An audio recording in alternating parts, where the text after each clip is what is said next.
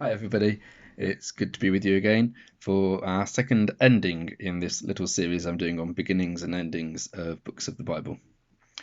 On Wednesday then we looked at the first verse in the book of Judges and how the Israelites inquired of the Lord after Joshua had died.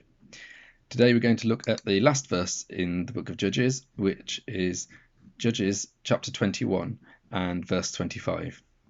It says this: In those days there was no king in Israel. All the people did what was right in their own eyes. When I chose Judges as our book to look at this week, I hadn't realised it was going to be so sad, actually. To think that at the start of the book, then the whole of Israel was seeking God's will, wanting to know what God's view on the situation at hand was. And by the end, it says they had no king and everyone just did what they liked. The phrase "there was no king in Israel," it kind of brings to mind another sad passage in the Bible. This one was from John, when Jesus is on trial with Pilate, and the crowd of the Jewish religious leaders and the hoi polloi masses were there outside Caesar's palace. And it says in John 19, it was the day of preparation for the Passover, and it was about noon, and Pilate said to the Jews, "Here is your king."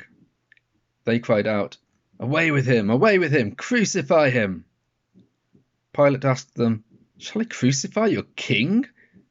The chief priests answered, "We have no king but the emperor."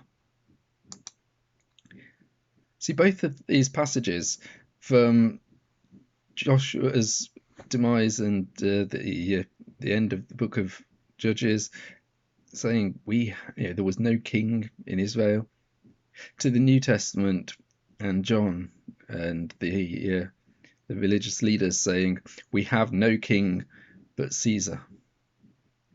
It's just desperately sad, because they had got a king. They'd got a king who was benevolent, who was seeking their best, who was looking after them, who had done mighty deeds of power in order for them to come to this point. And they didn't recognize him. It was God, obviously. God was their king, but they felt like they hadn't got a king, and they just did what they wanted, did what they thought was right in their own eyes. Their king was on trial, standing there before them, the promised one, the Messiah, the chosen one, the special one, the anointed one of God. And they said, "We haven't got any king but this dictator who has imposed his authority upon us against our will, who doesn't care about us, who is violent towards us, who is harsh on us." And so often we choose things that are not good for us to be the kings in our lives.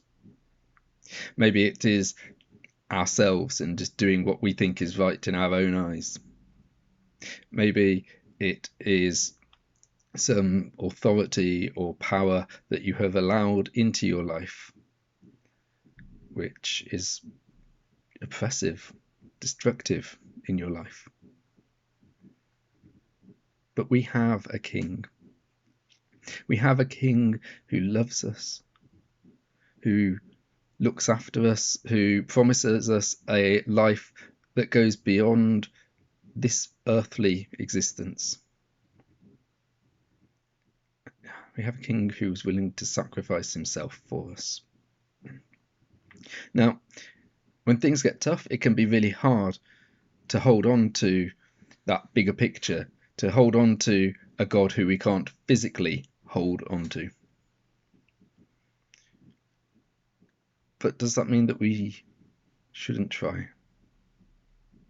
Do we choose to do whatever feels right for us, whatever is right in our own eyes, that kind of live and let live, do right by you, be yourself, be true to yourself, be who you are, get on with doing your own thing? Or do we doggedly hold on to the belief that there is a king, that there is someone who has ultimate authority over our lives? Are we willing to acknowledge God as the ruling authority in our lives? I am, because of the resurrection of Jesus, which shows me that God has the power, the authority, the desire to be in authority of my life. I challenge you today to reflect on your life. Are you just doing what's right in your eyes? Do you say that there is no king here? Or no king but some authority other than God? Or are you willing to put God first, to hold on to him, to cling to him, to claim that there is a king in this place, and his name is the Lord Jesus Christ? God bless you, and I'll see you again soon.